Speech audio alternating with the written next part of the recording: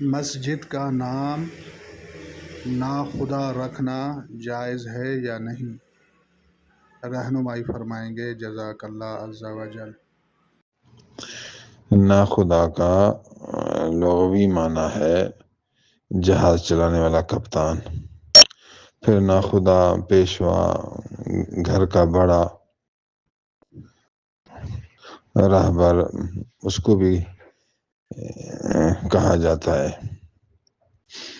تو مسجد کے لیے ناخدا اگر ایران میں کہا جائے، وہاں مشہور ہے ناخدا، وہ بڑے کو کہتے ہیں، تو چل جائے گا۔ پاکستان میں چونکہ ہم اردو ہیں تو ناخدا کا فوراً ترجمہ سامنے یہ آتا ہے کہ نعوذ باللہ خدا نہیں، تو پاکستان میں اس طرح نام رکھنے سے پرہیز کریں، ویسے بھی اچھا نہیں ہے۔